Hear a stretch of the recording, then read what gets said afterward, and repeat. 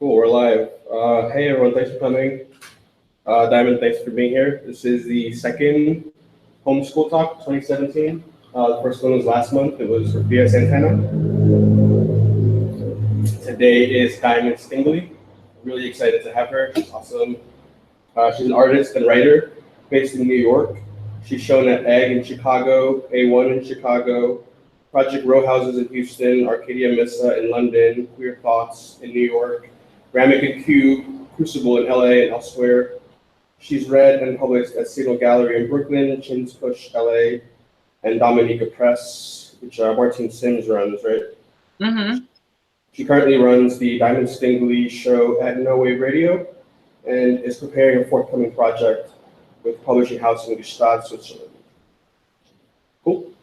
Thanks so much for being here. Yeah, thank you for having me, for real. And also, I will add, if there are any writers or musicians who want to submit, go ahead, do that. Submit to the Diamond Stingly show, please. I'm always looking for people. To the radio show? Manuel, you were on it. Mm-hmm, yes.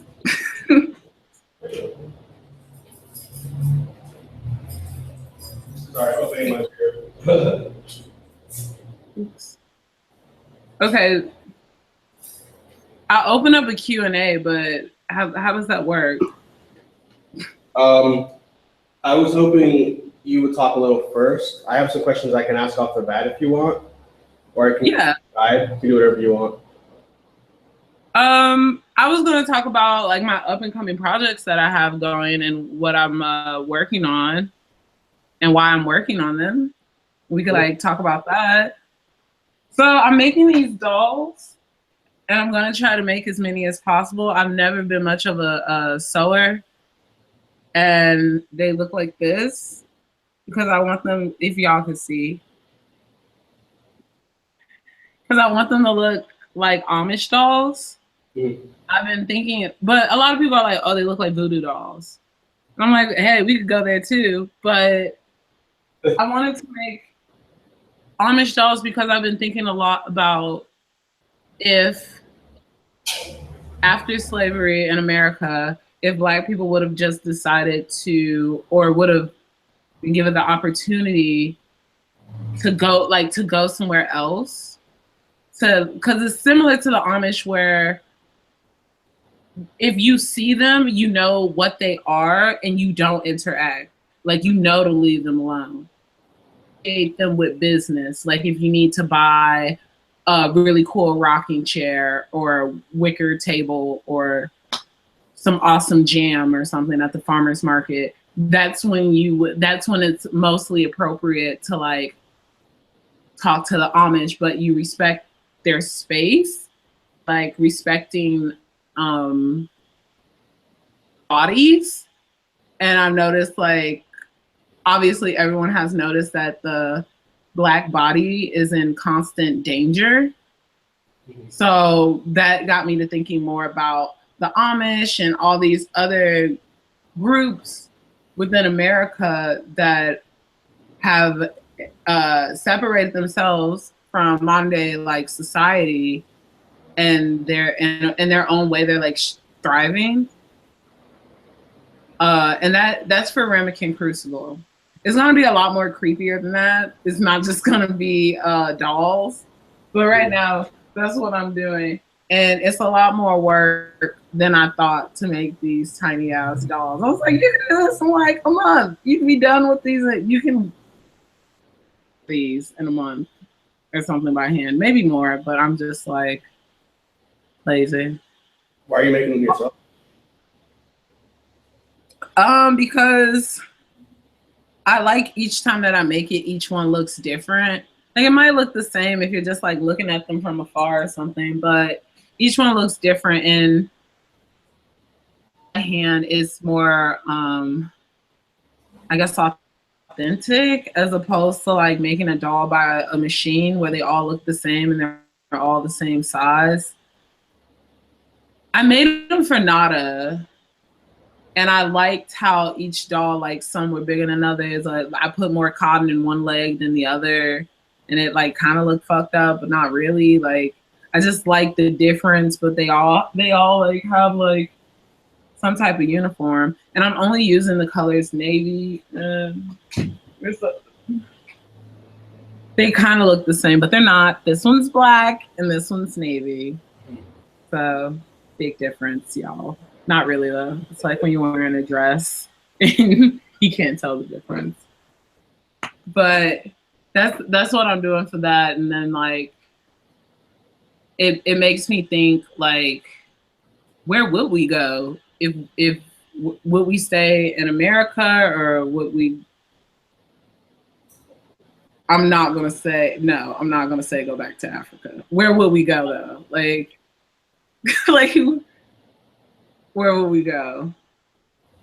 So it makes me question things like that. A lot is going on in the media that like makes you know, it just makes you wonder like if things were different, would it be this way now? Mhm. So I think about that a lot recently. Also, I've been watching a lot of like Amish reality shows, so that really got me thinking because they have like, it's called Ramadan, and they have, you know, they have the choice to, they can choose to live in modern day society, or they can choose to be Amish. And I don't think as a whole Black people were given that choice whether or not they would choose to interact with white American society, or what it would be like if we were given that choice. Mm-hmm. I think about that, like if we wasn't forced to integrate with white culture or survive throughout white culture, what would our culture be like? And or the idea of not living in constant fear. Not fear. I wouldn't, no, not fear. That's probably not what I'm trying to say. I don't like that. But like, just like, you know, there's certain things that white mothers don't have to worry about with their sons that Black mothers do. So what would it be like if we lived in a society where Black parents didn't have to worry about their kids and maybe not coming back that day, or systematic racism if we didn't have that within America? Because if Black people were Amish, you would see us, but you wouldn't take pictures or like talk to us unless it was something like business wise, because you know that we have our own culture and our own like communities that we like live in, similar to the Amish. But I don't know. Are there Amish people out there in Oregon? I don't think so. I don't think so. Yeah. Some Mennonites, yeah. There's some Mennonites I'm hearing. I don't know what that is. They're kind of like Amish people, right? Or no? Or no? For real? No? Just like tell me no. I couldn't tell you. I have something else to tell you. Also, it's like a I think it's also too, it's like a Midwestern thing, and I'm from Chicago, and like Amish people from time to time, and I know like, but I don't like run up to them or like want to take their picture. It's this respect to just let them do their thing. Right, even when there's not respect, it's like what you're saying, they still have that choice. Yeah, and it's like one of those things where like even in like everyday settings where like I just made myself bleed. That's why I'm like looking around. I'm like looking for a napkin. It's just, oh my God. It's just I think about that like all the time. Not well, as of recently I think about it a lot, just because so much is going on in like the media, and it's just like, oh, if we were given that opportunity. Someone, Misha from Scratch, she said that sometimes in certain spaces you're not given the choice to white people can be really like abrasive, where like you might not necessarily like want to interact, but like you have no choice. And then you don't want to be put in the stereotype of being angry or like having an attitude.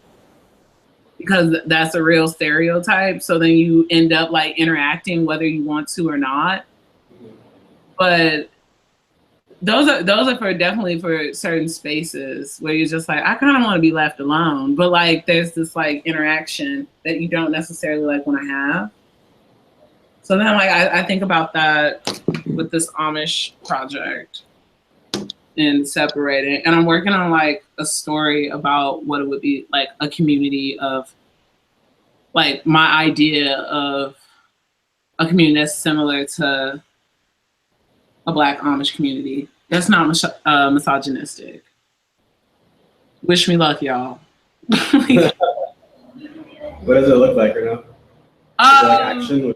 This story is looking kind of like, y'all seen The Witch?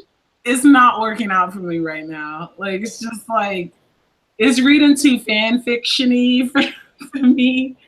And I'm like, so I gotta work on that. I gotta figure it out.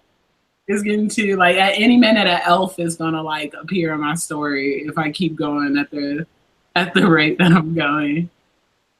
I have to let it happen. Uh-huh. You'd have to let it happen though.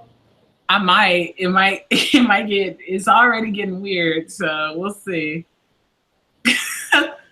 Wait, have you ever seen have you ever read Addie? Girl, by any chance, has anyone read Addie? The American Girl? She was a slave.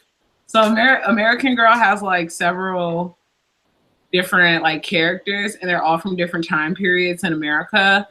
And she was the only one for a while. The only Black character that they had, her name was Addie, and she was from, so we all know where this is going. She was like the slave. And there's several like stories of like Addie like escaping the plantation and working her way up to Philadelphia. And it kind of makes slavery seem not that bad, like just by how it reads for a child, where like the master is not that mean and stuff, and you're like, well, that's not how slavery worked.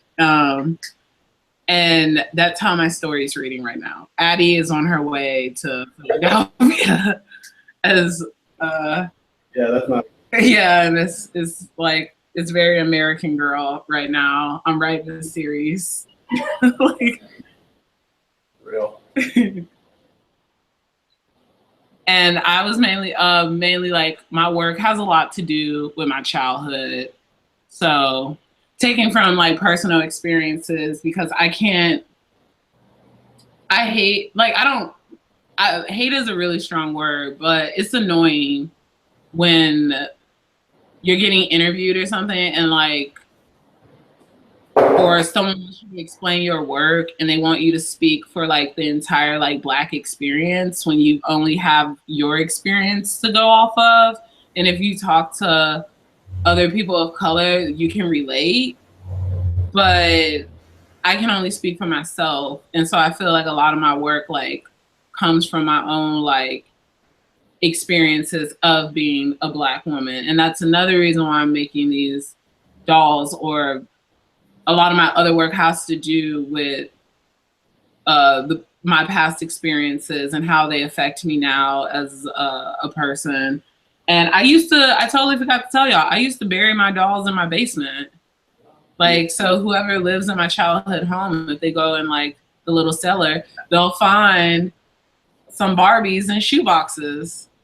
So that's another reason why I'm making these dolls, because I was like obsessed with the idea of like playing with dolls, but also like having them go through life and then they actually die.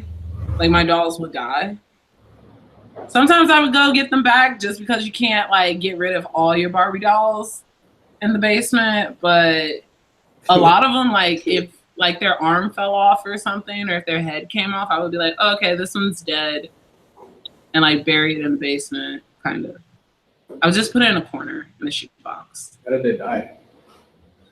The drama of my Barbie stories were like a little too much. Sometimes Barbie would get beheaded because she was a queen and she was bogus. So she had to go. Or she was innocent and she died, and then Ken would kill himself too.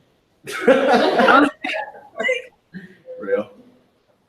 No, I was like kind of obsessed with when I was really young. They had like this book in the library called Shakespeare for Children, and I would read like Romeo and Juliet and like stuff like that. But it was meant for like little kids, but they still like had like death involved in it. How like love works, like your lover dies and then you like kill yourself. So a lot of times like and just because like that's how love works. in my head as a little kid. That's how it works for some people, right? Some people, not all. Not I, said Diamond. Oh, I have a question. Which booth at NADA did you have dolls in? Oh, Queer Thoughts. Okay, cool. Queer Thoughts booth. From this year? Mm-hmm. Last year, I guess. Okay. Last year, NADA. But I didn't go. So I don't really it's so funny. My work travels, but I don't. It's been like I wanted to go to NADA, but somehow I wasn't there. I was like there in spirit. What it was about, because I've never been like to anything like that. But I wasn't able to go. That's all. Were you not in New York at that point? Work. I'm gonna keep it so 100 right now and be like, New York is expensive as fuck, and like you can't keep taking off work just because, like, you just can't do that. I gotta get that shmoney. So I was just like, I'll go to work, and I trust y'all to take some photos for me, show your girl some love, and I'm like, I'm gonna get that paycheck because I can't miss work just to. I can't do that, unfortunately. No, Manuel, you're from New York. You know how it is out here. You know the hustle. I didn't have any art stuff out there when I lived there. I was like just too poor. Huh? I didn't really have any art stuff when I lived out there. Like no work being shown or anything. Oh. Yeah. But still, you lived out here, you know, like it's expensive. Right. Yeah. Well, that's what I'm saying. I'm saying I had nothing. Like I didn't have a practice or like any public shit. I just had like hustles, I guess. That's how I was in Chicago. Yeah. Being real, I didn't really have work until the last year I left because they miss you when you're gone.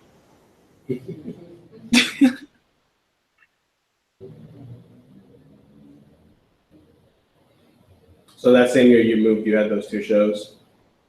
I had this show at A1 after I left because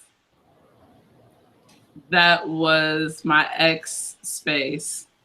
And then I left and then he wanted to do a show. Oh. And I said okay. And I said, okay. That's kind of awkward. But before that, Drew Olivio, who's they're puppies. They used to be puppies. They might still be puppies, but there's no Instagram anymore. I don't know if any of y'all noticed Puppies is gone on Instagram. I'll check it for Drew. So that's cool. Yeah. So Drew Olivio, he was in the Whitney Biennial. He had a gallery on the north side of Chicago called Egg Gallery with his husband, his partner, Forrest. I know his last name, Forrest Nash. Forrest Olivio now, and like they offered me that show, and if it wasn't for that, I was making work. I just didn't show it. It was one of those things, and Drew, because of my Instagram, he asked me to do a show because he found out that I like doing window displays, and I've been doing window displays since I was like a kid. because my Auntie Pearl, she has a beauty salon on the west side of Chicago. And before I could get a job, even with a work permit, she let me work at her shop. I wasn't like doing hair or nothing like that as much as I wanted to. I was mainly like doing little things like washing towels and all that, like washing towels, folding towels, sweeping up hair. And like sometimes she would let me do like the window displays, and I really enjoyed doing stuff like that. And so I told Drew, and then he liked my writing. And I didn't even know he had a gallery, because Drew is a quiet guy. He doesn't really like tell people what he's up to or what he's doing, even though he's doing a lot. He's not like he doesn't like boast like that.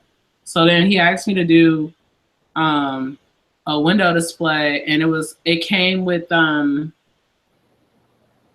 obituary titled "Forever in Our Hearts." I did the window display like it was a funeral, like my own like funeral, and I did a reading. But to be real, ain't nobody come. No one came.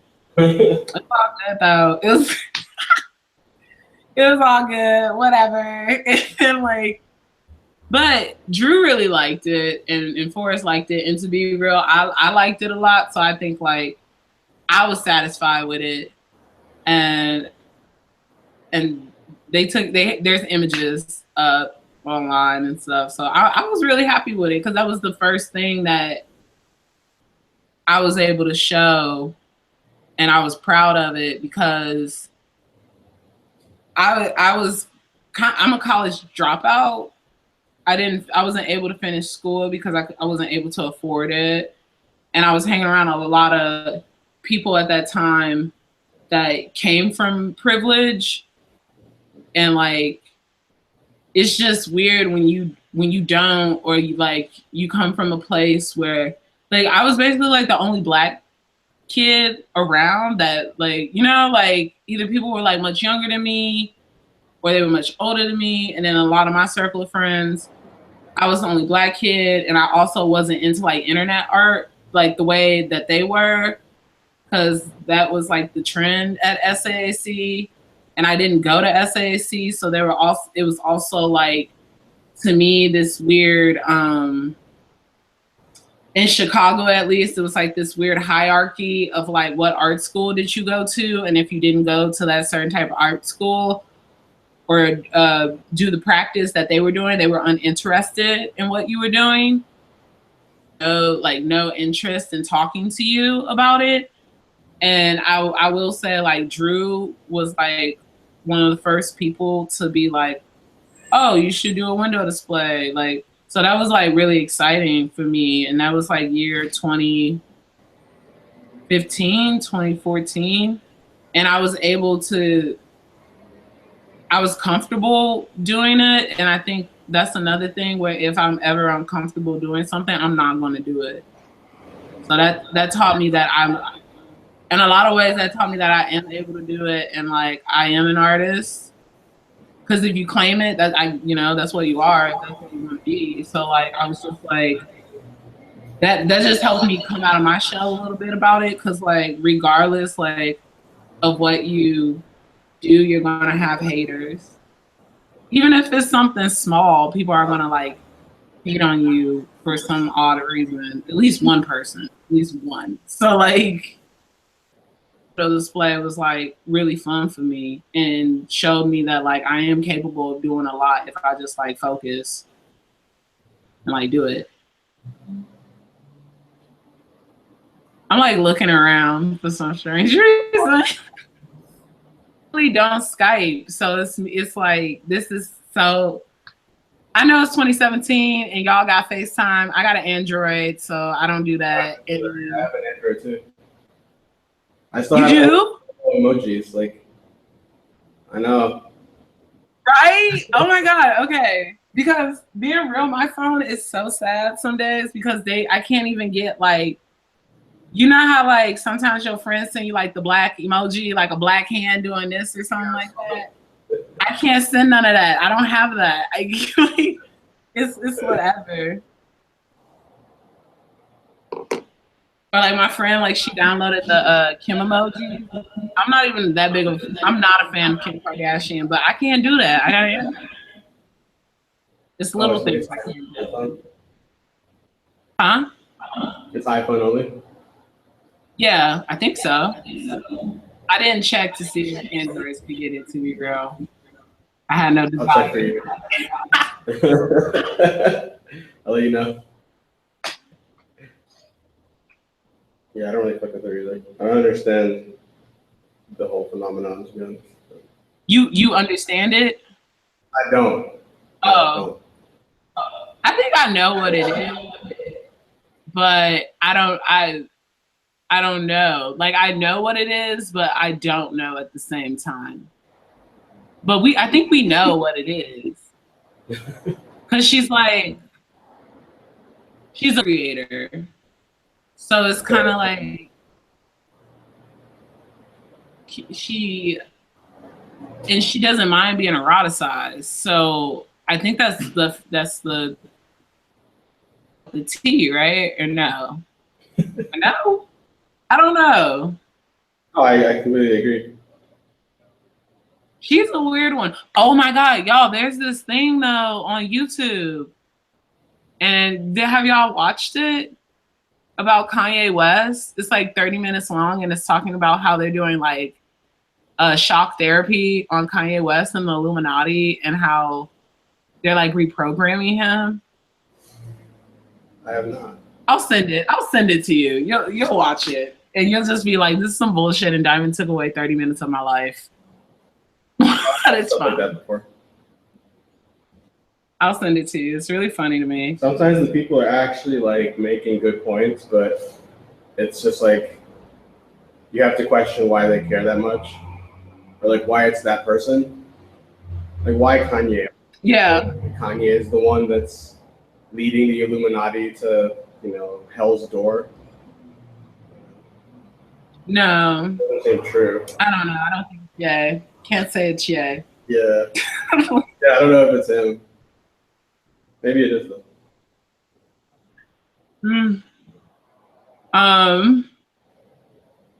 I could read my obituary. Okay.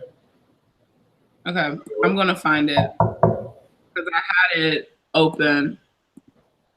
Yeah, I was gonna ask about your writing actually, so that sounds good. Oh yeah, I'll read it now. I had it open, but just like my radio show, like sometimes I lose things right before I'm supposed to like read it.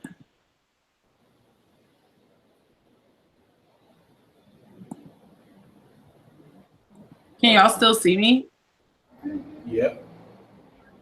Okay. Are you trying to share your screen?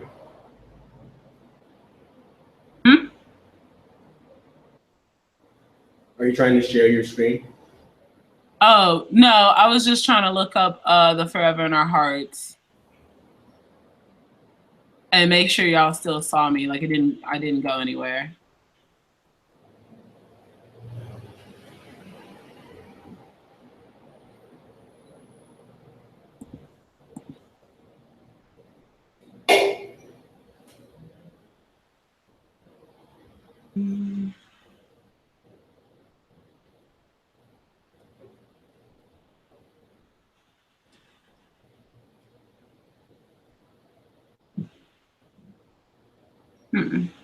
Okay, well, the obituary, I guess, isn't popping up, but it's all good because I can read from my latest, which is Idella, that I did for Discipline Press. And I don't know if y'all could see. Make that a little brighter, if that helps any.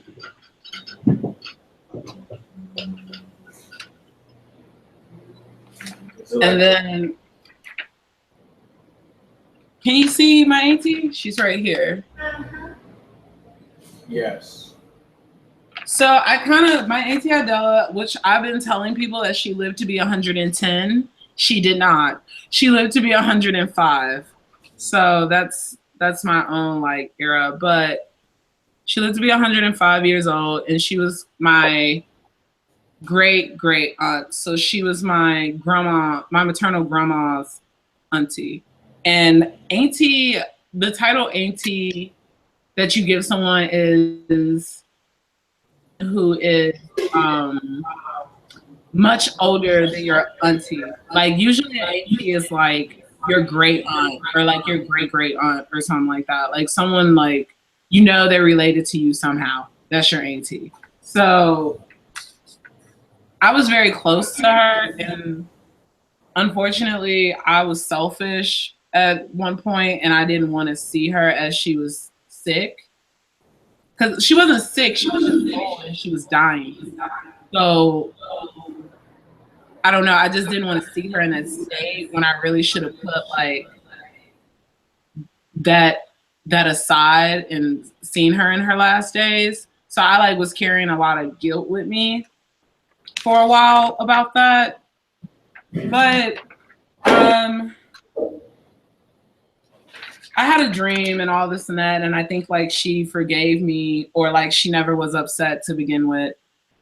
But the proceeds for this goes towards New York Cares, which is a volunteer organization that you can pick and choose what you want to do. So if volunteer, you go online, you register, you go to an orientation, and then through that you can choose whether or not you want to help.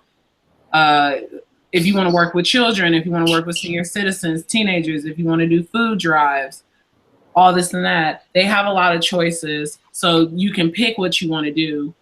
And I chose that because they help out a lot with senior citizens. And I think a lot of times when people get older, they are forgotten. But they're once our age and younger, obviously, and like they live their life. And instead of pushing senior citizens aside, I think we should respect them more and learn from them more. Even though some old people can be like, into like whatever, they're not all sweet, but like. So I wrote this mainly because I think in a lot of ways my Auntie Idella is my guardian angel. Like I see her that way. So I'll read it. It's not that long, and it's titled Idella. So Auntie Idella, auntie, another word for aunt or auntie, usually indicating the woman is significantly older. She is usually a great grandparent or a grandparent's sister. I don't think it is enough to say I miss you dearly. Stretched in Freud, German, is pleasure derived from the misfortune of others.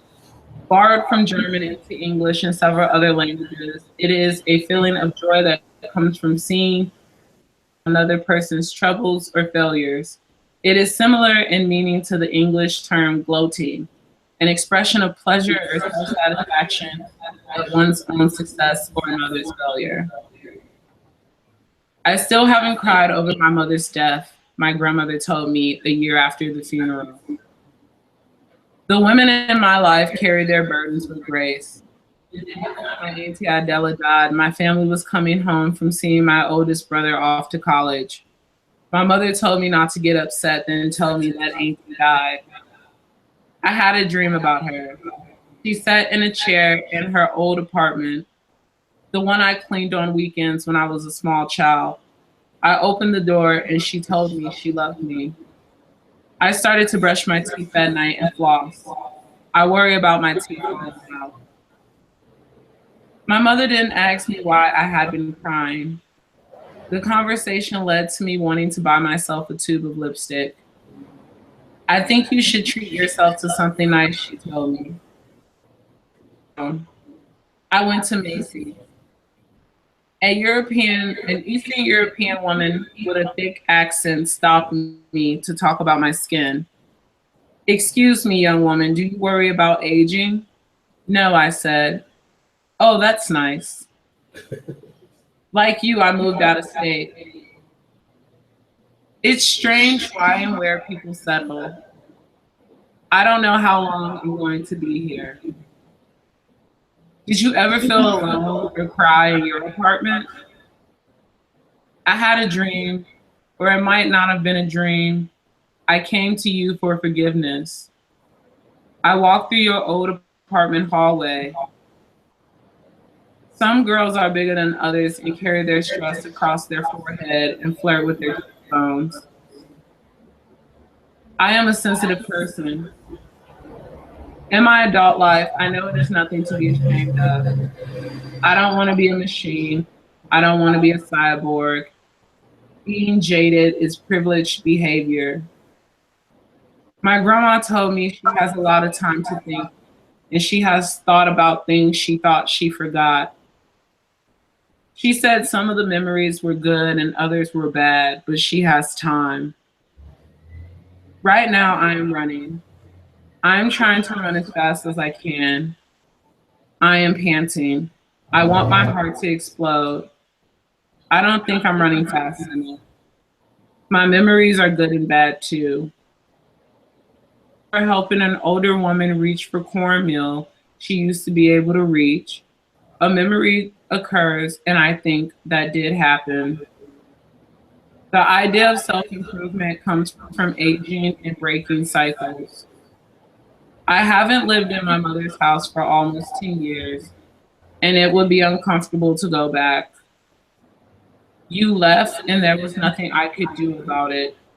You were old, and I don't think you would have wanted to live forever if you could. My heart never recovered, even though you looked at peace. On your coffin, someone had painted flowers.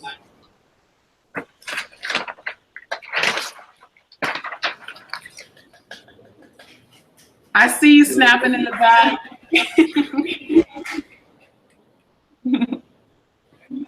That's really good. Where can people buy it? Is it They could buy for it sale? through Discipline Press. Or I guess their website, disciplinepress.com. Or y'all could DM me because I got a bunch of copies in my bedroom. Just so you know. So go ahead and do that.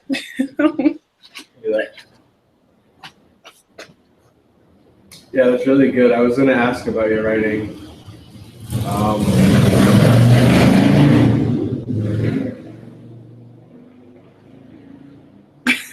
Yeah, I guess I wanted to hear a little bit about whether your writing practice plays into your work at all, or if they're kind of two separate worlds. I always had this like sense that they were related, and then hearing the story about puppies, and egg kind of cemented that. So I guess I'd love to hear more about it.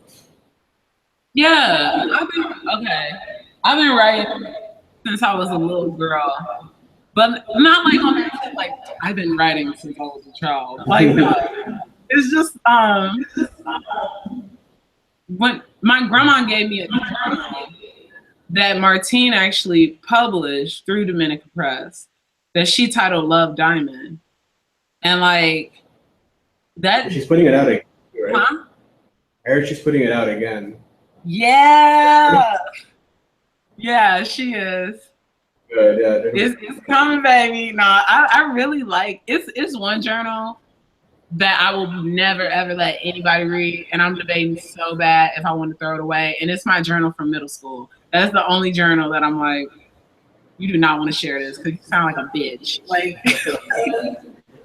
but my first journal, I used to write stories all the time as a little kid, but I only used to write it on paper. And I would throw it away because, like, I don't know. So then my grandma bought me a journal on Christmas when I was like 7 or 8, like some young age. And I would just write down little stuff. But I noticed when I wrote, I felt better. And so that's how I actually got into writing. And also like that Shakespeare book that I read when I was a little kid, I would write all these tales about like people like fighting and all this and that, and then like they would die. And I remember my grandma being like, "Why the hell everybody gotta die at the end of your stories?" And I was like, "I don't know. That's just how like it goes." Like, sure. And then like a lot of times my work will be something that I wrote like beforehand. It'll be like something I wrote in my journal, or like it will be like an idea, but it's always written down. And one of those reasons too is I can't draw. And I'm not gonna sit here and play like I can. Like my drawing skills stopped at the age of like third grade. Like I stopped drawing in third grade. So anything that I draw now is so stunted that it's Picasso, you know? Like it's that good. No, I'm kidding. It just looks like a little kid like drew it because I can't draw that well, but I can write. So I'll just like have a notebook and write down my ideas because I can visualize it in my head. I just got to execute it to like what I want it to look like on the out, like in reality.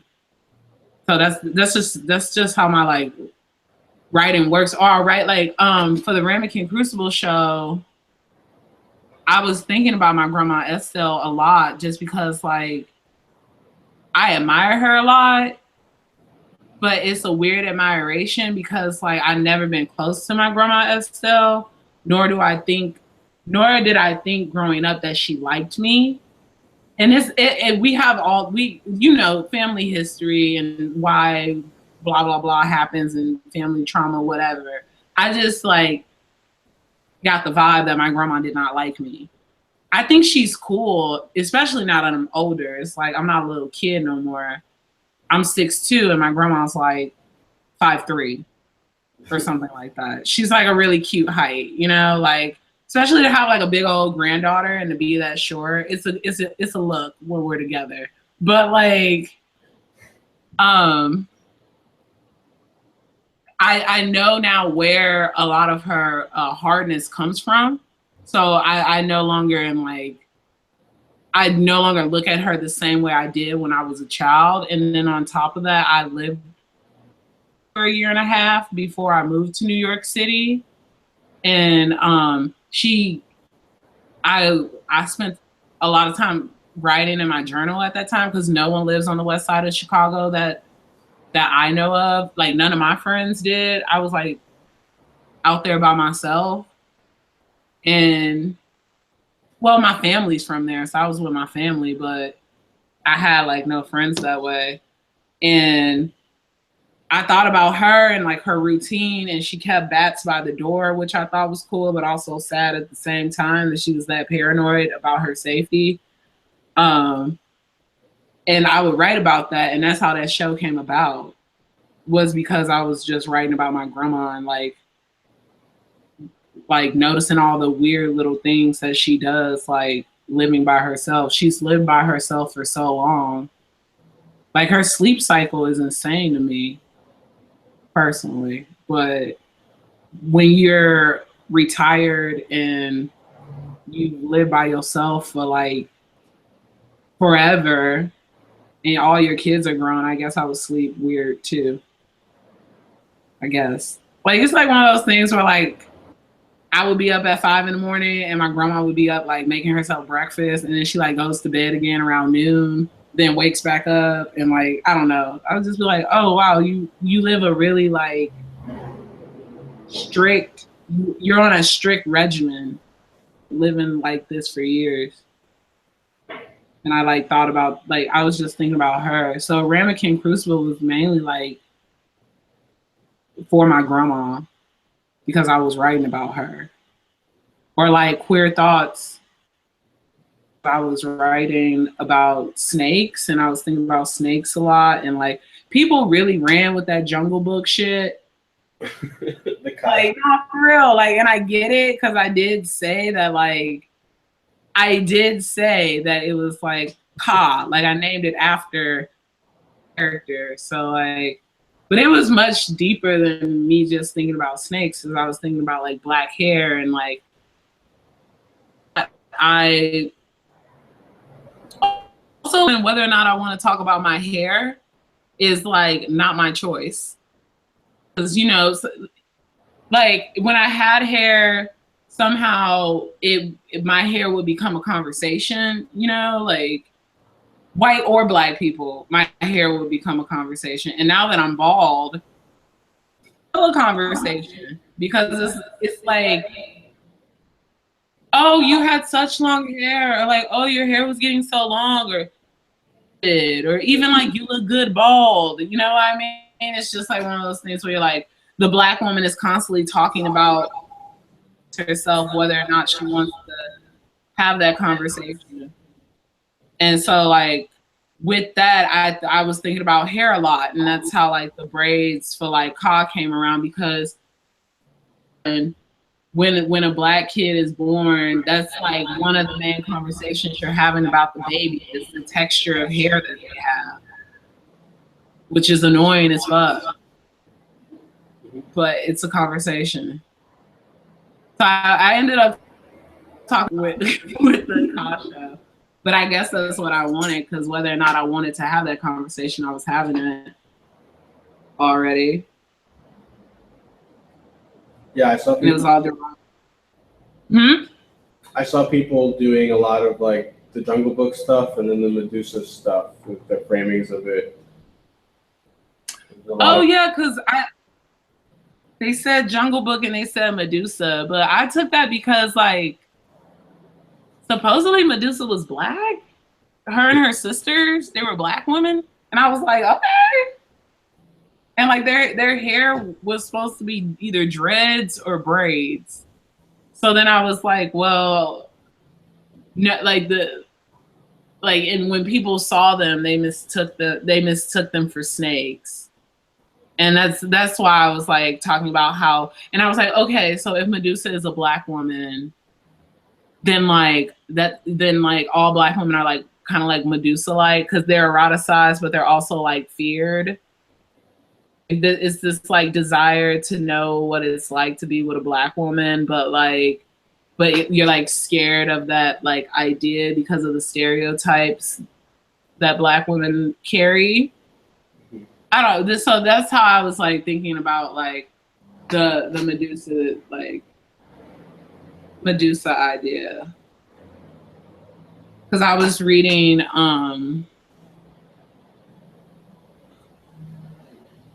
Black Skin, White Mask, and like Franz, all I'm saying is I'm about to kill his last name. I'm about to fuck it up. Here we go. Franz Fanon? Fuden? Come on, somebody. Fanon, yeah. He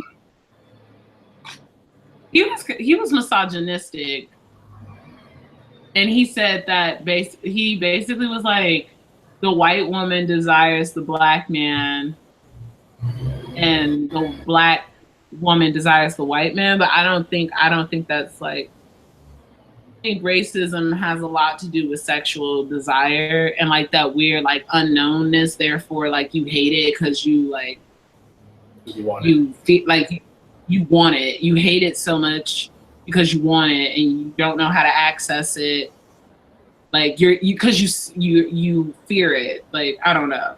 So I was like thinking about that idea of like people.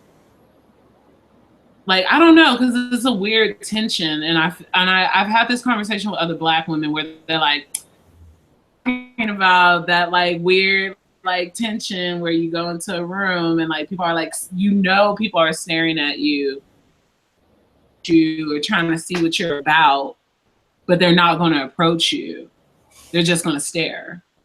Ren Johnson, they talked about the gaze, and that really like I was like.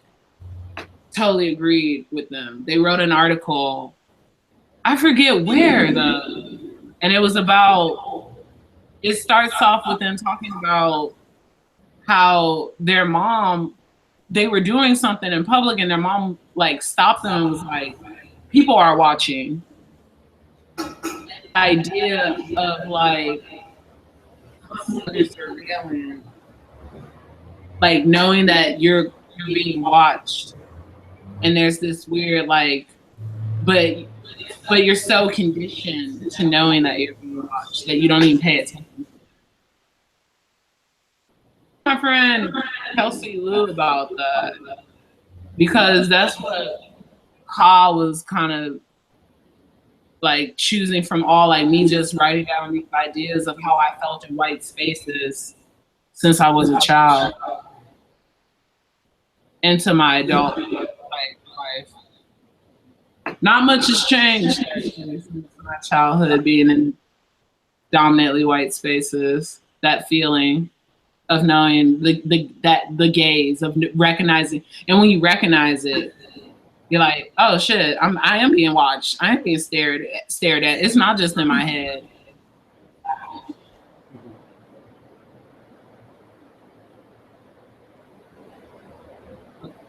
Oh, my screen went black for a minute, y'all. That's why I was like, hello. You're still being watched. Okay.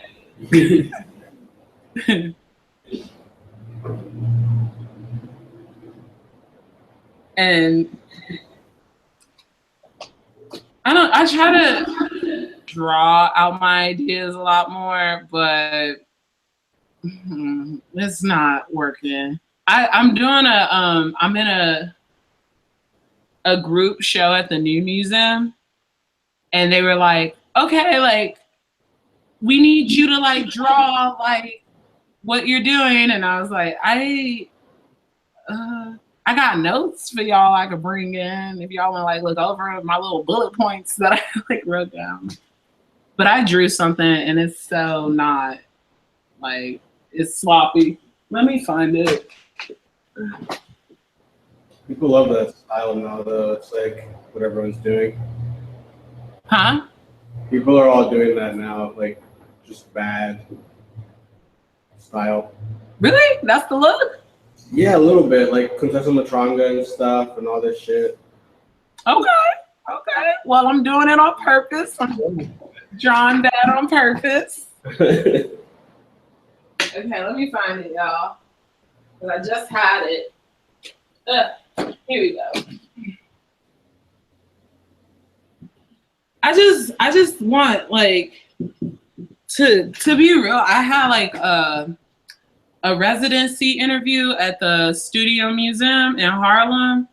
Cool. Wish me luck, y'all. And like, I was telling them, I just want to make work where like it's not intimidating, because I didn't grow up going to art shows or going to museums like that. And what I want my practice to be is for people like me who don't necessarily like come from a world of that like you're not exposed to art like that at an early age, and it's fine. And I don't think art should be intimidating.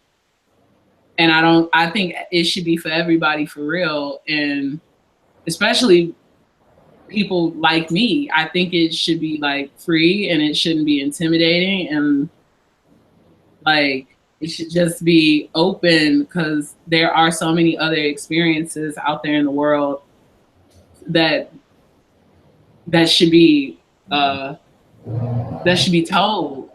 so other people can relate. I want to make exclusive work, and I want to see more people that look like me in spaces. And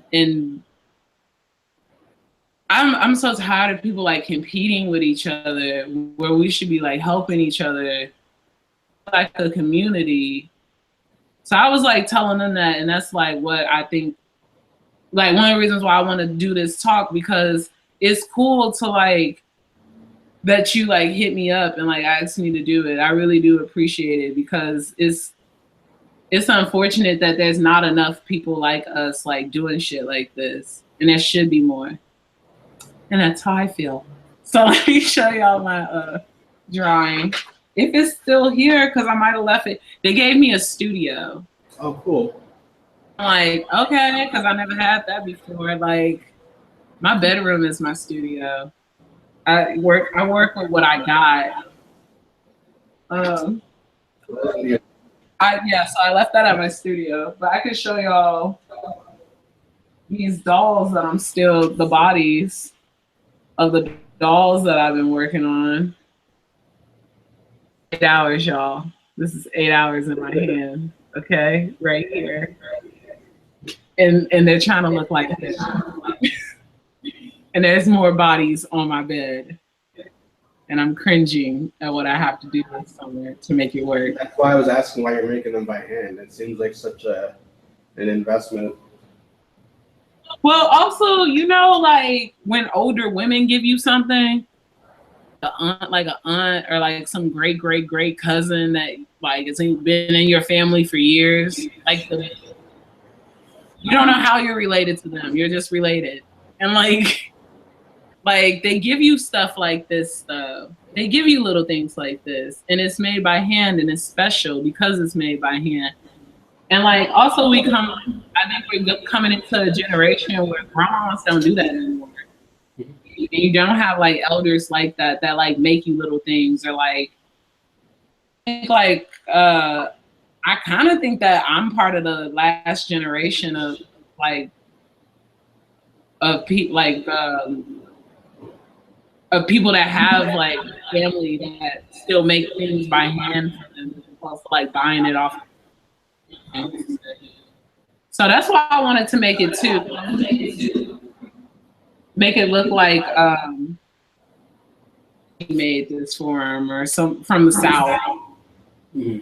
I have family members like that where they made me like blankets and stuff when I was a baby. They're dead now. They're long gone dead, but it's like old school like blankets, that look like they're like the pattern designs from the 70s, something like that. It's cool. So just wish me luck. Definitely. My screen went black again. Can y'all see me? Yeah, can you hear me? Yeah.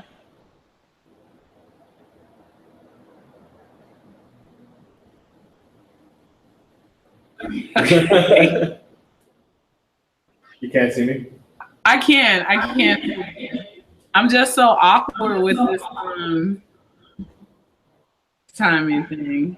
No, I know it's kind of weird, and like the lag makes it hard to have like conversation. Oh my god, I am lagging so bad because like you'll say something and you notice like I get closer to the screen, like that's gonna help me. It'll come faster, yeah. I'm like, yeah. So I have some other questions, but I wanted to see if people had questions before I ask, because I'm the only one talking.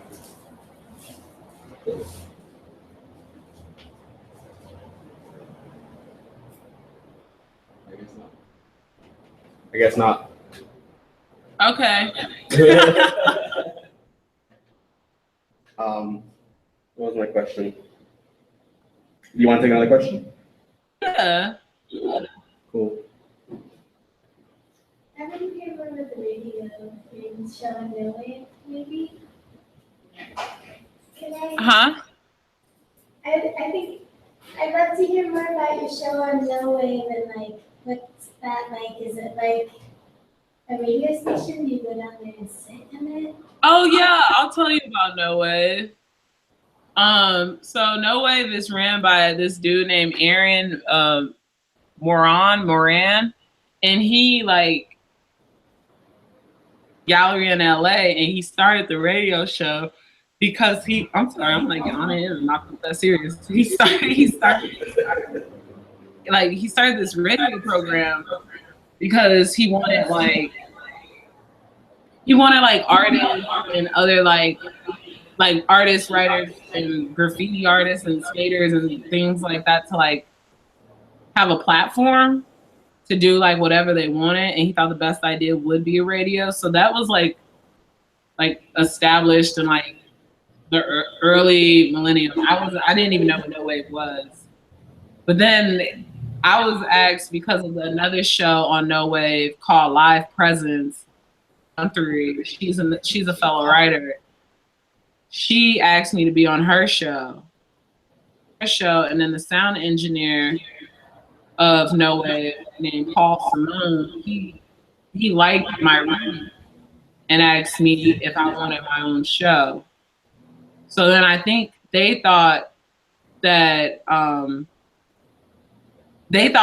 was just, I think like once a week or once a month or something like that was want to come on with like writings. But instead, I turned it more into, I try to do it weekly. Keyword is try. Think of not doing it. Just because, like, sometimes things come up on Sundays, do that, then do the radio show. Also, I think it leads to people wanting more. Just personally. But I like, and my first show, I thought, okay, this is my chance having a radio show to like get anyone that I admire, get anyone that I think would like be normally don't share their writings to be on it. Get musicians to be on it that people might not have heard of that I think is cool. So I use my radio show more as a platform for friends and people that I admire and things like that. I hear them myself once a week, to be honest. And I only named it the Diamond Stingily Show just because my name is hella black. Like, Diamond is a black girl name. So I wanted people to know that I was the host. Like, a black woman was the host. So I named it the Diamond Stingily Show. Because I don't know. What's the late night show that like was from the 60s? Like the Ben, like, and I'm going blank right now. But I kind of like wanted it to be like that, where it was like, but it's really not about me. And also, like, I always have like my friends on the show with me. Like, you're never just gonna hear me by myself. I'm always gonna have like a friend with me doing it. Michelle, she's usually like my co-host, like my little sidekick, and then I have my friend Sean. And the last show, the show before last, I had Martine Sims on it. And that was a lot of fun because she's a friend, but she's also doing a lot, right? Like, she just had a show at the MoMA, which is like a big deal because I think she's the second Black woman exhibition at that like museum. So that was like a really big deal. So it was very exciting for like my friend to take time out to like be on my show. And I give people a 10-minute maximum. It's the max because some people can go on forever if you just give them the mic, they can do it. But I normally there's only been 2 call-ins. There's been Joe Rossendale who did a call-in and she read for 30 minutes, but that's because we got so caught up in her story that we was like picking up the phone and being like, no, he didn't! Ah! Like yelling into the mic and stuff. And then the other one was Jasmine. What's her name? Because I met her through you. Gibson. Oh, Gibson. Yeah, I looked at Gibson. My show is not perfect. I say a lot. I notice. I'm doing it now, and there was technical difficulties, so Jasmine called in. But I'm always trying to like get. Oh, and someone from Washington State named Monet recently hit me up. So I always get so excited when like I know people are listening because it's for me because I enjoy it, but I also enjoy like finding out about other like writers and like hearing other people like stories. And we've got some really good storytellers and sound pieces that we got. Yeah, Manuel, yours was really good. I really liked yours because it was from your book. Yeah, I just like recorded myself reading for a couple minutes. I know, but I appreciate it. It was the first show. Hey. It was super fun. I didn't even know you could call into the show. Yeah, dude. I didn't know either. Until announced it at the beginning or something, or like every couple 30 minutes or something. I was thinking of doing a second. Oh, because this is what we normally have people do. They send in a pre-recording of themselves, recording like Emmanuel said, and then you send in a song that you want to play. You send in a mini bio, that I will fuck up on air somehow, some way. And then we just do that. We just roll with it. And it's usually once a week at every Sunday. So if you do want to send me something, let me know for sure, because I'm always down. And more people have been sending in stuff, which I'm really excited about. Because the show is next Sunday, 8 p.m. We've been starting later than 8 p.m. though lately, like 8:15ish, 8:10. But it's cool. I want to continue. I want to continue doing it, and somehow I want to turn it into a TV show.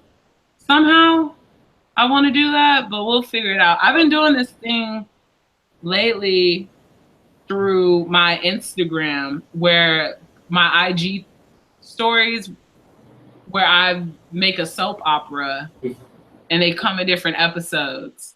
One, episode 7. And it's pretty, I've been getting a few comments on it, so I'm pretty excited. Right now, season 1 consists of me. I have 2 children with Young Thug. I call him Jeffrey. I'm in a serious relationship with John Malkovich. I had an affair with Michael Pitt. And Keanu Reeves is an old lover who, this is my soap opera called Diamond's World. That's a lot for 7 episodes. No, because episode 6 shot Keanu Reeves, and he has kidnapped me, and we're on our way to Berlin. We're in a plane right now on our way to Berlin. That John and Jeffrey will find out. They're gonna save you, right? And they're gonna save me. They're gonna team up, but then they're gonna duke it out at the end. I don't know, Mangle. You can't give it away. Now I gotta. Oh my God! I can't believe you did that. Yeah, you changed everything. I'm sorry. Now I have to. It's like my friends in the back, like throwing paper because we got to rewrite the whole like season. You just gave it away. Oh my God! I'm sorry. But I like writing stories, so I do little stuff like that. But the Diamond Stingily show, I normally don't share any of my writing. That's for my friends and people I admire, and I'm not gonna call them listeners. And for the listeners who want to also submit, it's for them. I don't really like reading on my show because what am I reading? Buy a zine or some shit like. It's obnoxious enough that the show is titled The Diamond Stingily Show. So it's like, I'm not Oprah. I don't want to be on the cover of every issue. It's my magazine. Like, that. Like, it has my name on it. It's archived if you want to listen on No Wave. I think, episode 11 is lost. That's the lost episode because we had technical difficulties, but it was that was actually one of the funniest episodes I've ever done because we just roasted my friend for an Arby's. I don't know if y'all have an Arby's out there, but that's some mess. If you out here eating Arby's, that's crazy. Stop the presses. Stop the madness. Break the cycles, y'all. Steakhouse. Oh, y'all got an Outback? I'm just thinking about if I can't go to Arby's, where can I go? Applebee's. I think the equivalent of Arby's is what, for a sit down restaurant? Maybe like Chili's. Maybe. I need a fast casual spot.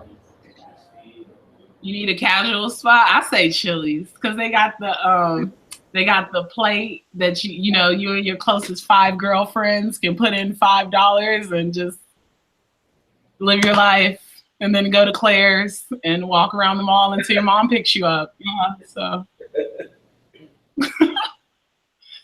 No, Chili's is that spot though that you really do go to, and you're like, Mom, me and so and so and so and so, and like you name off like 10 people, and you're like, we're all going to the mall.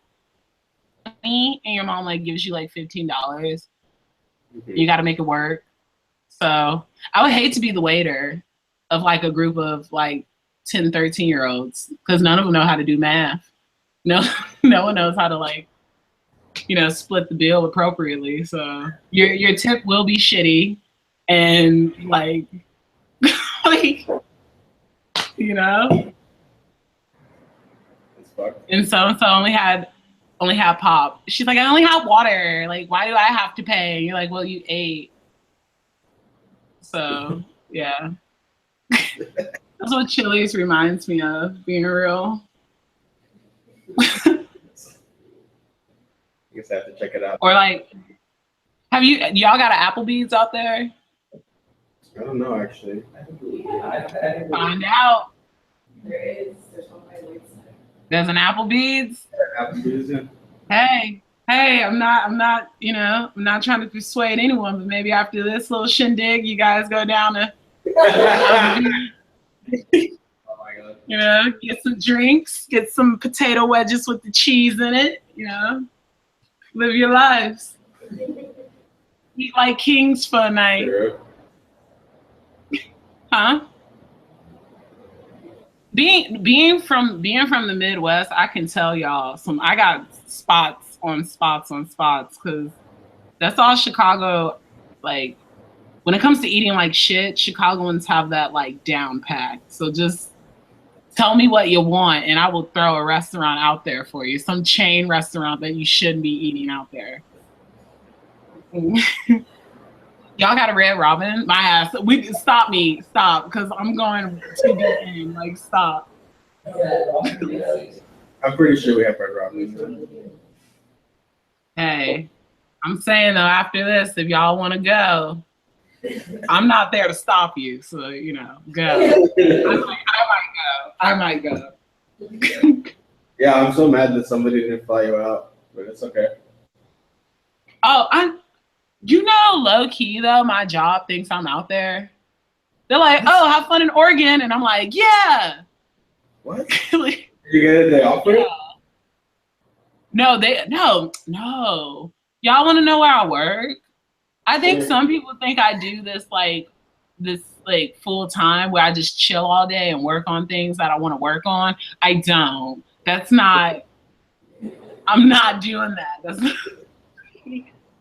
I work part-time 2 to 3 days out of the week at a vegan restaurant called Toad Style. So yeah, that's me. Catch your girl. I got a bad review recently on Yelp. So if you check it, but you can review servers? Huh? You can review like individual servers? Really not helping that I wear a name chain out here in these streets because people actually read it. And I'm like, okay. Like the other day I had a man go, I did not know him from the Man on the Moon. He straight up was like, have a good day, Diamond. And I was like, what? I was like, how the fuck do you know my name? And then I was like, oh, like, okay. So this woman came in. And this is when we had a special, because since it's a vegan restaurant, it's vegan fast food. And like, we had elotes, and like, it wasn't even elotes, y'all. It was not. It was like corn with like some feta and some vegan butter on it. It like, that's not elotes. Anyway, gentrification is real, y'all. That was not elotes at all. And like, this woman. So a vegan dish. It's a vegan dish, and this woman, she was like, my corn is cold, and I never worked in food service before, y'all. So you have to kiss a lot of ass being a server, and I'm not used to that life. So I was just like, okay, corn doesn't carry, like, doesn't really hold heat. It does get cold quickly. But if you have a microwave at your house, or y'all, I did not mean to be smart with it at all. I was not trying to give her no type of lip. All I said was, if you have a microwave at your house, because some people don't, or if you have an oven at your house, because some people don't, and I don't think my accent helps me some days. I said, you can go ahead and you can heat it up. I don't know. And I think she thought I was like trying to come across like, you know, like, well, you could like da-da-da-da, because she thought I immediately had an attitude with her, and I really didn't. And she looked at me so like this bitch, like she wanted to call me that. And I was just looking at her like, oh my God, I don't know what I just said. and then she said, what's your name? And I gave her my name, but she was looking at my chain. And then she walked out. And everyone in the restaurant was even looking like, you good? And I was looking like, yeah, I'm good, because she just got mad over corn. Like, I'm fine. And then we were looking, like, sometimes my managers, they're the boss, the people who own the place, they look at the Yelp reviews and they were laughing really hard. And then they sent it to me. And my name is in all caps. It's like this woman named Diamond. And I was just like, for real? I think I might leave this at home when I go to work, because people get too comfortable saying my name when I wear this. They're like, thanks, Diamond. Or how's your day, Diamond? And I'm like, it's so shitty because I'm here. Like why? Like, you know, I don't care. I think sometimes too, people like get it twisted because they don't know what you have to do to get where you are, you know, because Instagram, like social media in general, is like some weird ass illusion. You know, like it's not real. Like it's real, but like just because you see someone posting something positive doesn't mean that their life is perfect, you know? And I think a lot of times people have like this weird like idea of a person's life just based on what they post. And it's been times where people are like, oh, you don't work. And I'm like, the fuck I do. I work all the time, and I'm not I don't have that privilege just to work on art all day. I have to survive. I have a job. I'm like telling people like I work at a vegan restaurant as a counter girl. Like I'm the one that you call and I pick up the phone. I'm the girl that goes toast style and like takes your order and shit. Also, I'm the one that gets yelled at, even though it might be the cook's fault. Cause I told one of the cooks that I was the image of Toad Style, and I hope he didn't take me seriously. He was like, "What?" And I was like, "Yeah," because like people assume I cook the food. People assume that I run it because they yell at me like I do. Like I'm just the counter girl. So I don't know. It's fine. Look at me, my ass. It's fine. I don't know. The people who run it, they chill, and they like the reason why they built a vegan restaurant in Bushwick was because it really is a food desert out here, and it's like there's no like right now for me it's like 9:30 where I'm at, and there's nowhere to eat. Like there's not a grocery store open or anything like that. So that's why they did it, to give people like a healthier choice, and which is cool. I'm not a vegan, but I work there, and that's cool. Some people come in though and they're like, are you vegan? Like that's gonna stop them from eating if I tell them that I'm not. So I do tell them that I am. So I'm living a double life right now. I'm a vegan. Huh? What kind of food is it? It's kind of like fast food, but it's like burgers, fries, Vietnamese sandwiches, like a lot of fried pickles and cauliflowers and things like that. It's good. It's just like, I don't think the food service is for me because people are so pissy when they're hungry. And I don't like that. But my first job was at Brunswick Zone. A piece about how I worked at a bowling alley. Did you give out shoes? No, I worked. So Brunswick Zone was it was actually the one I worked at was a Super XL, and it had like laser tag, all this like extra shit that a bowling alley shouldn't have. And then like I worked at the snack bar. I'm from Romeoville, Illinois, y'all. So I had a shaved head and I had to wear a baseball hat that said Brunswick Zone on it with black polo and a black polo that said Brunswick Zone and black Dickies. And I got mistaken for a boy a lot in high school. That was my look at Brunswick Zone. I got paid though, because all my bills, like I didn't have like bills and shit, so I was like balling. My check was my check. But yeah. And I would get and when I worked at Brunswick Zone, a lot of people would come up to me and be like, "Are you gay? Are you gay? Are you gay?" And I would be like, "Bruh, I just got a shaved head. Like, calm down. It's all good. Let me make you these fries real quick though." Cause I worked at the snack bar and I did serve them fries. I made pizzas. Oh, you needed a pretzel, you come to me. That's it. I that job lasted for a summer. And that was it. All the cool kids worked at laser tag. And I wanted to work at laser tag, but the owner said, "We need people to work at the snack bar." I said, okay. So I wasn't cool enough to work at laser tag.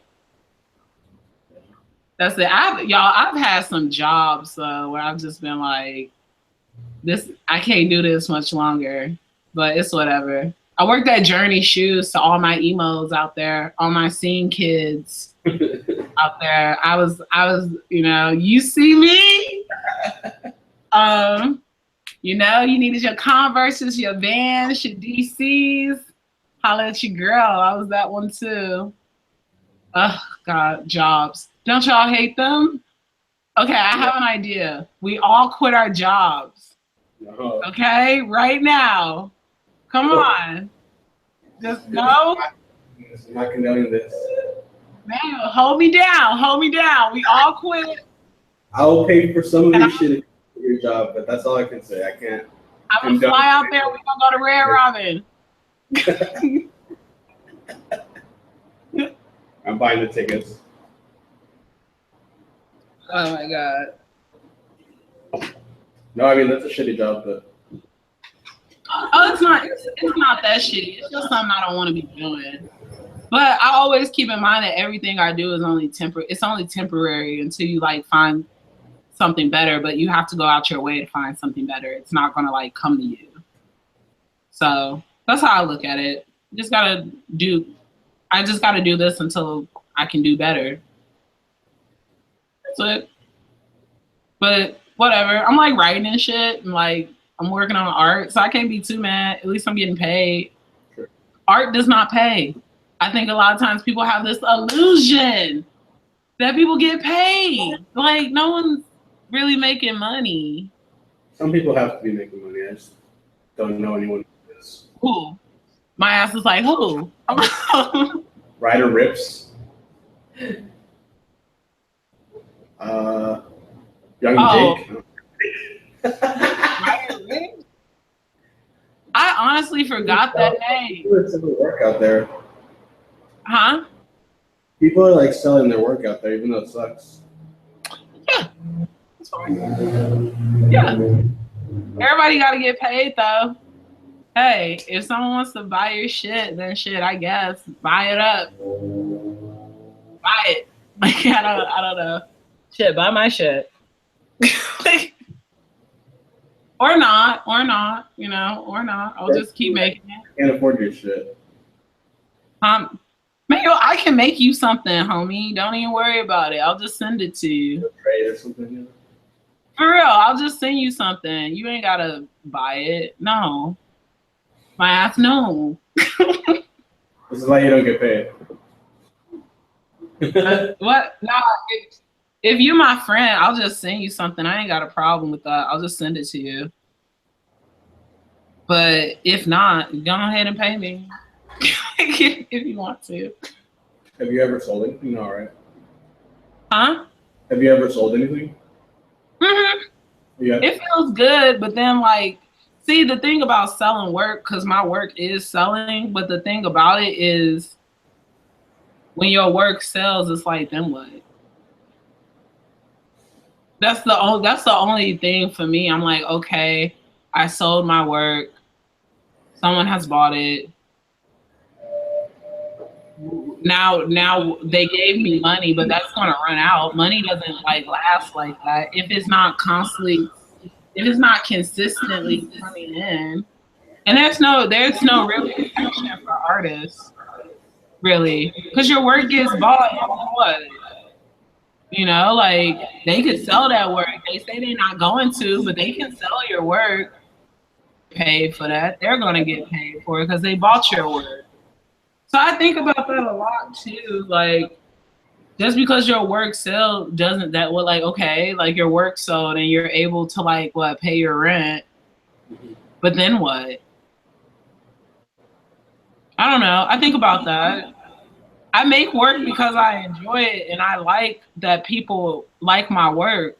That's cool that people like my work. I think that's special to me. But at the same time, I also think, okay, someone's bought my work. It's usually not a person of color who bought it. And like, then what?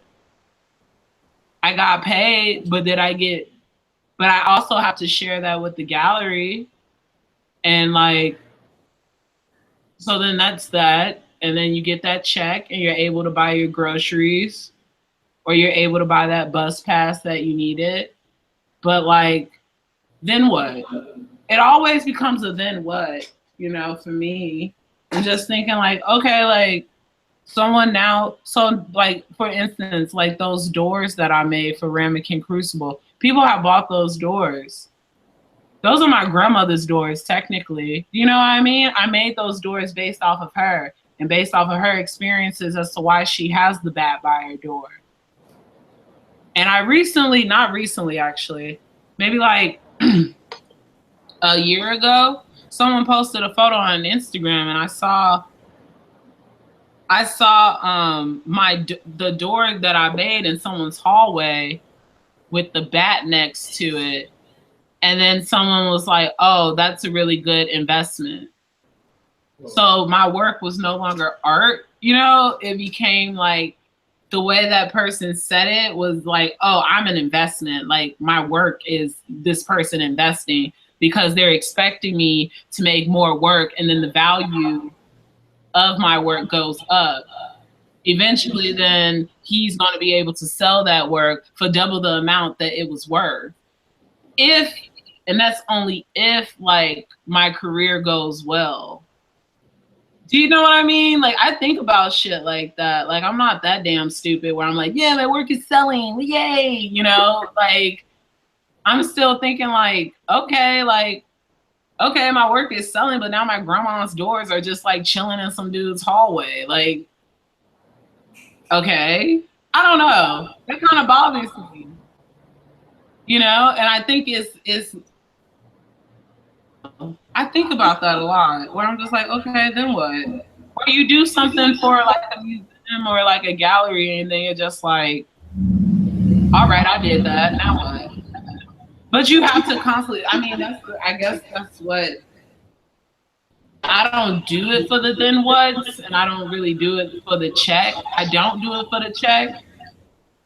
I do it for my own, like, it's self-gratifying to me for my work to be seen because like that's also like showing my family's history, because my experiences are from people I might not even knew existed in a way. But I don't know. It's you know, as a person of color, like in this art shit, I think about that shit like all the time. Making this, and then where is it going to go if it does sell? Like, who is buying it? I have a list of people that have bought my work just because I want to make sure, like, I know who got my shit, you know, in case I want that shit back or something weird. It's just kind of shady like that. You can't just make work and be like, oh, I made this work, here you go. You got to be like, oh, I made this work, and now I got to know where that shit's going and like how much I'm getting paid, and is this fair? Because sometimes it's not. So it's in a way, I know sometimes people get like envious of each other because they think just because someone's work is selling that like that's good for them, but it might not. That's not always the case. Sometimes it might be good just to have your work to yourself. So know why you making your work. Because if you're making your work just for like that reassurance that you're a good artist, or if you're making their work just to get a paycheck, then like that's pointless. That's not good. To me, that's not good. I don't know. But I also enjoy making things because since I was a kid, I wanted to do this shit. I didn't know this is what I wanted to do. I've always been like making stuff, you know? But like, I'm not doing this. I'm definitely not doing this shit to get a paycheck at all. Cause like, I'm barely getting paid now. Some people have this weird idea though, when they go to art school or whatever, they got people gassing them up and telling them that they're amazing and all this shit. And then they get out into the real world and then they get real pissy and like bitter because like their work's not selling, or like they don't think that person that's putting in the work, they're not doing as much work as the person that's getting the recognition, but they don't you know what I mean? But they're like mad that they're not getting any attention paid to them. And it's like, well, you shouldn't be doing it for the attention, or you shouldn't be doing it to just get recognition or get like that pat on the back. You should be doing it because like that's like you have to. Like if you wasn't doing it, you would be sad or something, you know? That's how I feel about creating stuff for myself, like doing it for myself. Like I do it because I enjoy it. It's fun for me. And I take it seriously, but I don't take it seriously enough where I can't help out my like fellow artists or my fellow writers, because some people are like hella competitive and they constantly like questioning like who you are as a person instead of questioning themselves. Me and Martina call that like the Olympics in a way, where like people are constantly like you tell somebody you doing something and you're not even boasting. You just like letting them know like, oh, this is what I'm doing. And then they're like, oh yeah, well, there can only be one. You know, yeah, like there can only be one Black female artist. And you're like, no, there should be so many of us. There shouldn't just be one getting recognition. It should be like so many more, like hundreds of us getting more recognition. Like I don't know. So I think my whole thing is like I want to just involve more people in my work too. That's what I'm trying to do. I don't have the funds to involve more people, and ain't nobody trying to do nothing for free, you know? So like I'm right now, that's really my goal. Like collaborate with more people and feel more comfortable as an artist, knowing that I actually got people that like got my back and want to like encouraging each other, as opposed to having like this low key like competitive, like it's low key competitive, or like you're questioning my Blackness when like we should really stop doing that shit. I'm really like so over that. Like, how Black are you? Conversations with people. Whereas, well, it's not even out loud. It's more like an undertone of like, what are you doing? and you're just like, I'm trying to survive just like you. I don't know. That was kind of like a rant, y'all. I know I took it there, but I was thinking about that for a minute. Oh, that's super Is there any? interesting. Huh? That's super interesting. Yeah. You see, it was lagging, and I did that again. I was like, huh? I also have like a mumbling problem though. No, you don't. You don't. I was getting interviewed by this Frenchman, and I swear, I was like, why can't I understand you and you can't understand me? And he was like, it's you're from Chicago. And I was like, oh no. Good. So I think I said, You're from Chicago. Yeah. I sounded super nasally to him, probably.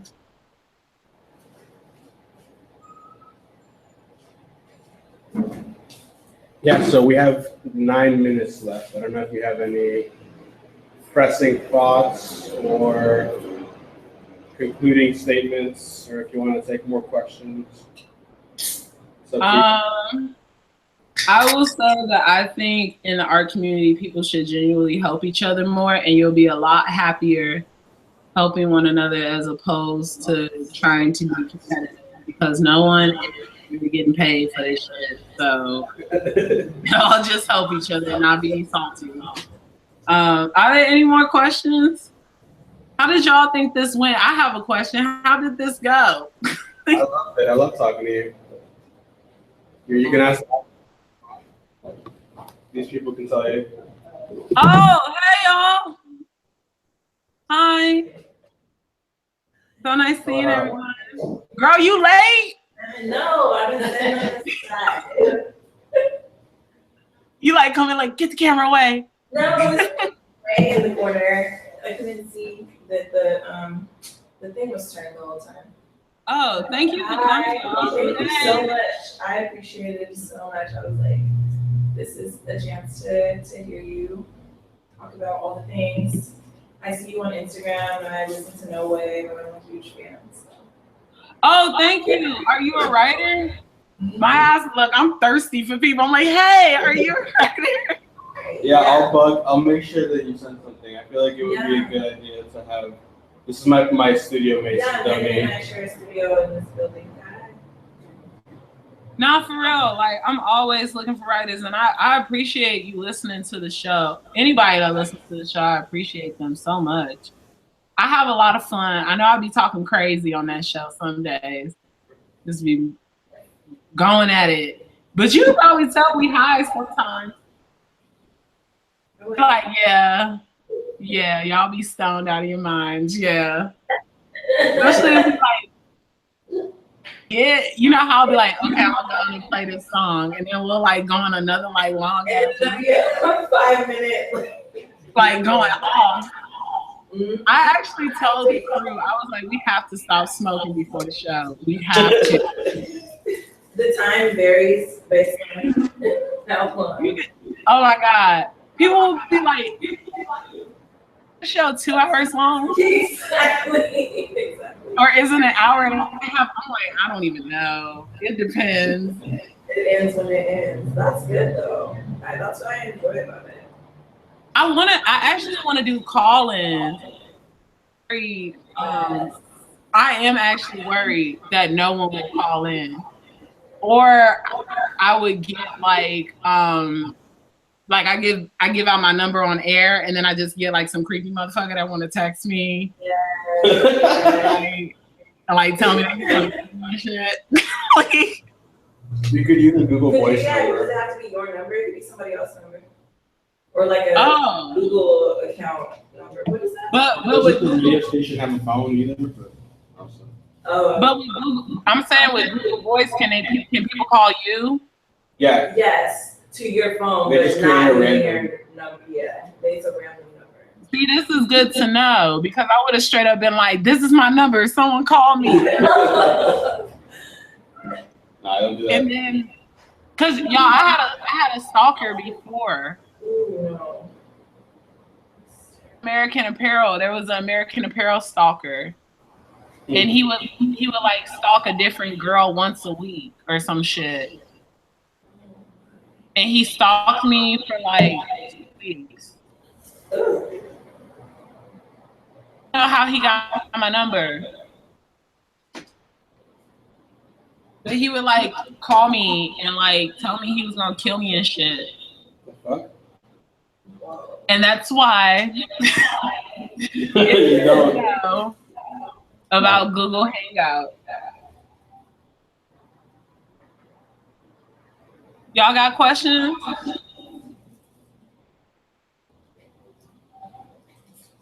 No? It's cool. Yeah, I think Sidonia just wanted to say I hi. just want to say I have questions. Maybe I'll ask. You should ask. Can Sidonia hit you up for questions later? Okay, yeah. Just get in the DMs. Slide through my DM, email me. I'm here. I'm pretty fast at answering emails, I think. True.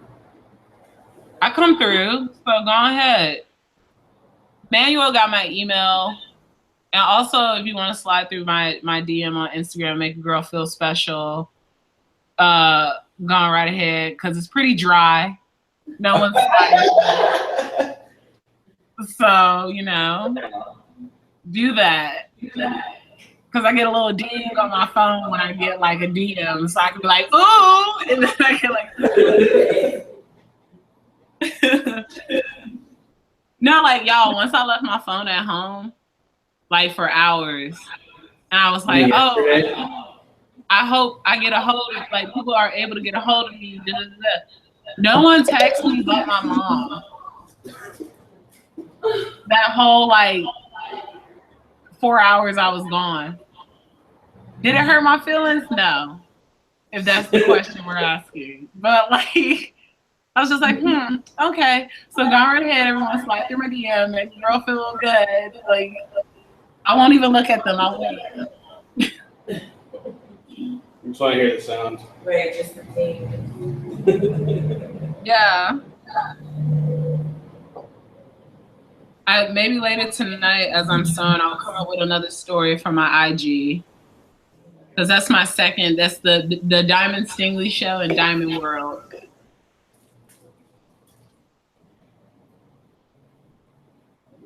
It's like I'm looking at y'all and I can't stop staring. Can't stop. I'm sorry. I really cannot stop staring. I'm not even looking at myself. I'm just looking at y'all. Maybe I'm looking at your window. Okay. You? Sort of, not really. Yeah, it's cute. I have like hair on my head. What time is it there? It's 7. 7. Damn, it's 10 here. That's right. Yeah, we can stop. We're done. Oh, okay. Unless someone Thanks. I just Y'all, no? Me? No. You just got at the end. Did you hear a ding? I didn't hear a ding. What? Let me see. I think your phone's on silent. Got it. Thank you. Okay, well, I'll hit you up in a second and pay you and stuff. Thank you so much for doing this. It was really awesome. And I'll send you a link and all the other Oh my stuff. God. Thank you for letting me do this. I felt like I was like so weird. I had all these like papers and I was telling people I was doing a talk at Yale Union, and then I feel like I ranted most of the time. Oh, it was amazing. I feel like had it's awesome, and it connects a lot with the homeschool concepts and like creating welcoming spaces and making art fun. Making it. Oh yeah, because this art school shit can be so annoying sometimes though, when people are like, I told y'all I didn't grow up like with that, so it was kind of intimidating for me being 18 and people being like, oh, you don't know this philosophy, like you don't know this theory, and I'm like, no, I don't. Like It doesn't matter. it doesn't matter. Yeah. So I think like my whole thing for real as an artist is like to get more people like me that like come from similar backgrounds like me and like just to shine. I just want people to shine. If I'm not gonna shine, I want other people like me to do it. Like that's important to me because I don't come from a lot, and I think it's important. I say important a lot just because like it is, and there should be more people of color involved in this shit because we have a lot to say. Yep. Y'all both like, I just saw head nods. I'm like, right.